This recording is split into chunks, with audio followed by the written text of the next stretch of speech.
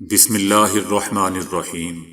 السلام علیکم دوستو، اس چینل میں سب سے زیادہ پسند کی گئی نیوز اور واقعات میں آج آپ دیکھیں گے، لیکن اس سے پہلے اگر ہو سکے تو لائک اور سبسکرائب کا بٹن ضرور دبا لیں، شکریہ۔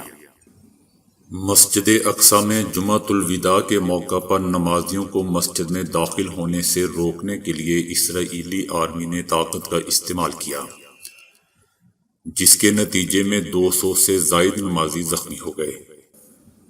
ماہ رمضان کے آخری جمعے جمعۃ الوداع کے موقع پر نماز کی ادائیگی کے لیے ہزاروں فلسطینی مسجد اقصی پر جمع ہو گئے اور باہر احاطے میں نماز ادا کی۔ اس دوران اسرائیلی آرمی نے روایتی جارحیت پسندی کا مظاہرہ کرتے ہوئے فلسطینیوں کو مسجد کے اندر داخل ہونے سے روکنے کے لیے نمازیوں پر ربڑ کی گولیاں برسائیں، جس سے 200 سے زائد فلسطینی زخمی ہو گئے۔ تشدد کا سامنا کرنے والے نہتے فلسطینیوں نے اسرائیلی آرمی کو جوتے مارے اور کرسیاں پھینکیں۔ 12 سے زائد زخمیوں کی حالت نازک ہونے کے باعث اموات کا خدشہ ظاہر کیا جا رہا ہے۔ فلسطینی تنظیموں کا کہنا ہے کہ اسرائیلی آرمی نے عبادت کی ادائیگی کے بنیادی حقوق کی سنگین پامالی کی اور نہتے نمازیوں کو تشدد کا نشانہ بنایا۔ وزیر اعظم عمران خان نے جدہ میں ولی عہد شہزادہ محمد بن سلمان سے ملاقات کی، جس میں دو طرفہ علاقائی اور بین الاقوامی امور پر بات چیت کی گئی۔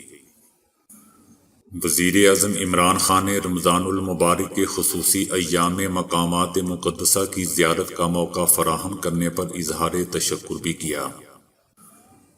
ملاقات کے دوران وزیر اعظم عمران خان اور سعودی ولی عہد نے تمام شعبوں میں دو طرفہ تعلقات کو مزید بڑھانے پر اتفاق بھی کیا۔ وزیر اعظم نے سعودی عرب میں پاکستانیوں کے لیے ملازمت کے مواقع بڑھانے پر خصوصی زور دیا۔ وزیر اعظم عمران خان اور سعودی ولی عہد نے سعودی پاکستان سپریم کوآرڈینیشن کونسل کے قیام سے متعلق معاہدے پر دستخط بھی کیے۔ دوسری طرف FIA امیگریشن حکام نے شہباز شریف کو سسٹم میں بلیک لسٹ ہونے کے باعث دوحہ جانے والی پرواز سے آف لوڈ کر دیا، جس کے بعد شہباز شریف ایئرپورٹ سے واپس اپنی رہائش گاہ ماڈل ٹاؤن پہنچ گئے۔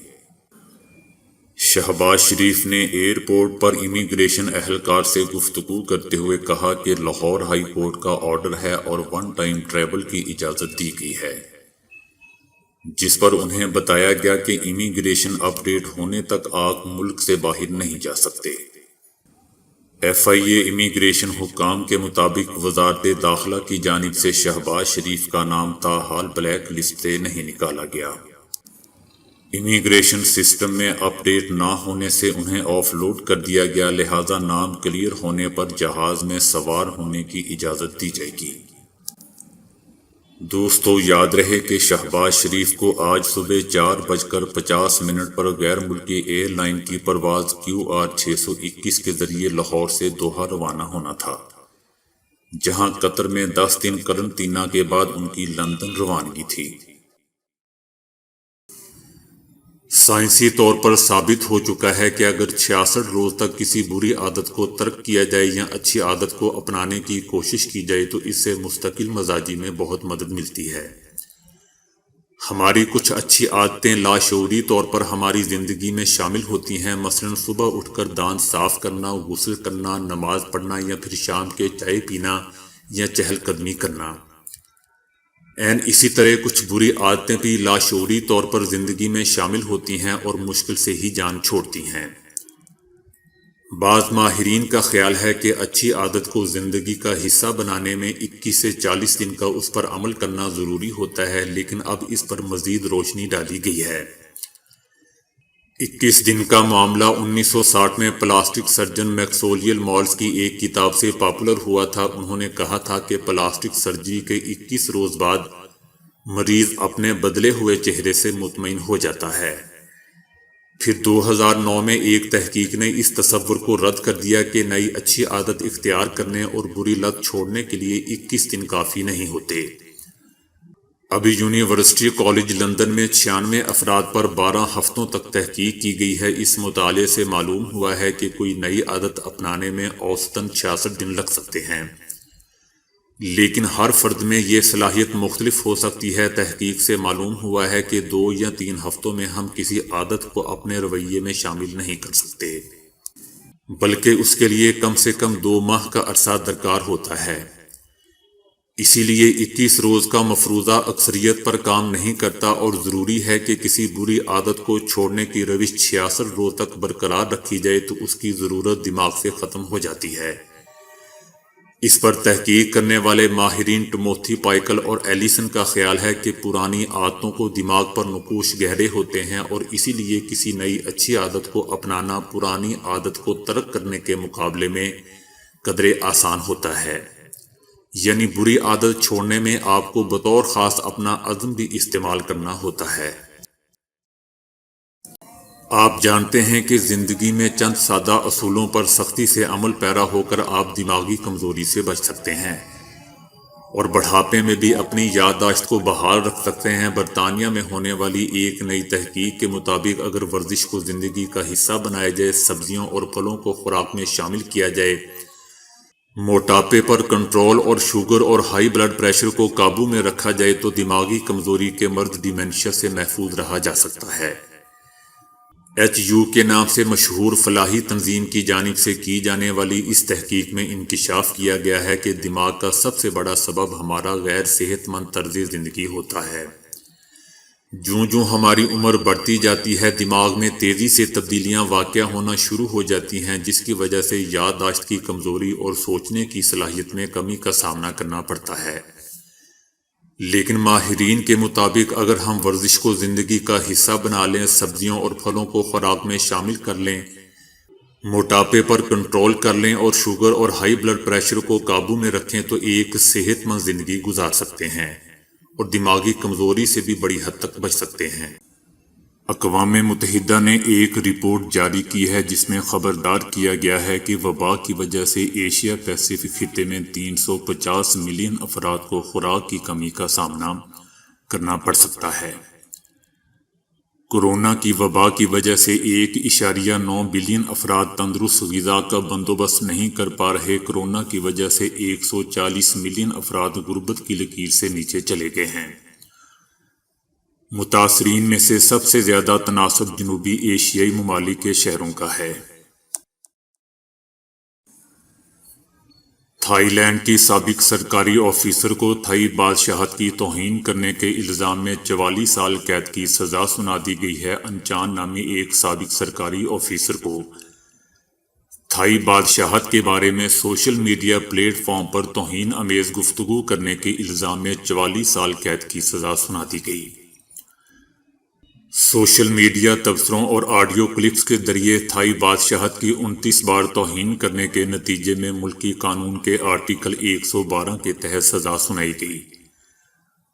انچان کو پہلے 87 سال قید کی سزا سنائی گئی تھی، لیکن چونکہ اس نے اپنے جرم کا اعتراف کرتے ہوئے معافی کی درخواست کی تھی، اس لیے اس کی اس سزا کو آدھا کر دیا گیا۔ دنیا کو مہلک بیماری ڈیزیز ایکس اپنی لپیٹ میں لینے کو تیار ہے، جو کورونا کی طرح دنیا بھر میں تیزی سے پھیل سکتی ہے۔ دوستو، ڈاکٹرز کا کام ہوتا ہے مریض یا دنیا کو تسلی دینا، جبکہ ایبولا کو دریافت کرنے والے پروفیسر جین جیکوس نے خبردار کیا ہے کہ یہ مہلک بیماری تیزی سے پھیلنے کی صلاحیت رکھتی ہے، جو پوری دنیا کو جلد اپنی لپیٹ میں لے لے گی۔ جین جیکوس نے 1976 میں ایبولا کو دریافت کرنے میں مدد دی تھی، اور اب انہوں نے ایک اور بیماری کے خدشے کا اظہار کیا ہے اور کہا ہے کہ یہ بیماری انسانوں کو دیکھتے ہی دیکھتے اپنی لپیٹ میں لے لے گی۔ پروفیسر جین جیکوس نے کہا ہے کہ اب انسانوں کو ان گنت ایسی بیماریوں کا سامنا کرنے کے لیے خود کو تیار کر لینا چاہیے۔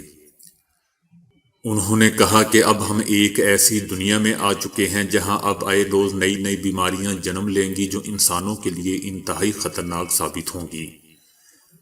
مستقبل میں آنے والی بیماریاں کورونا سے بھی زیادہ خطرناک اور بھیانک ثابت ہو سکتی ہیں۔ کانگو میں ایک ایسے شخص کی شناخت کی گئی ہے جو کہ انتہائی مہلک اور حیران کن بیماری میں مبتلا ہے۔ جس کی بیماری کی ابھی تک تشخیص ہی نہیں ہو رہی ہے کہ اصل میں اس کے ساتھ مسئلہ کیا ہے۔ طبی ماہرین کا کہنا ہے کہ اگر ڈیزیز ایکس دنیا میں پھیل گئی تو اس کی اموات کی شرح 70% سے زیادہ ہوگی۔ WHO یعنی عالمی ادارہ صحت کا موقف بھی یہی ہے کہ ڈیزیز ایکس ہمارے سوچنے سے قبل ہی دنیا میں پھیل جائے گی، جس سے وسیع پیمانے پر انسانی جانوں کا نقصان ہوگا۔ جب پہلی بار ایبولا بیماری کا معلوم ہوا تھا، اس مریض کی تشخیص کرنے والا 80% عملہ موت کے منہ میں چلا گیا تھا۔ آسٹریلیا نے 140 سال بعد اپنے قومی ترانے کو تبدیل کرنے کا فیصلہ کیا ہے، جبکہ آسٹریلوی حکومت نے آبائی لوگوں کی تاریخ کی عکاسی کرنے والی تبدیلی کو قومی یکجہتی کے لیے غیر سگالی کا اقدام قرار دیا ہے۔ آسٹریلیا میں طویل عرصے سے ہزاروں برسوں سے آباد مقامی لوگوں کی تاریخ کو ایڈوانسڈ آسٹریلیا فیئر نامی قومی ترانے میں شامل کرنے کے لیے مطالبہ کیا جاتا رہا ہے۔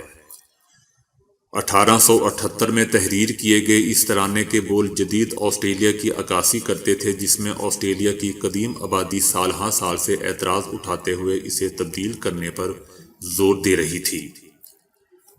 پہلے ترانے کے بول کچھ اس طرح تھے کہ آسٹریلیا کے لوگوں، آؤ خوشی منائیں کہ ہم جوان اور آزاد ہیں۔ ترانے کی دوسری سطر کو ہم جوان اور آزاد ہیں کی بجائے ہم ایک اور آزاد ہیں اس سے تبدیل کر دیا جائے گا۔ آسٹریلیا کے حزب اختلاف کے رہنما کہتے ہیں کہ یہ ایک کھوکھلا اقدام ہے، کیونکہ پہلی قوموں کے مقامی لوگوں کو تسلیم کیے بغیر ترانے میں ایک لفظ کی تبدیلی کوئی خاص معنی نہیں رکھتی۔ تو دوستو، آج کے لیے اتنا ہی۔ ویڈیو کو لائک اور شیئر کرنے کا بہت بہت شکریہ۔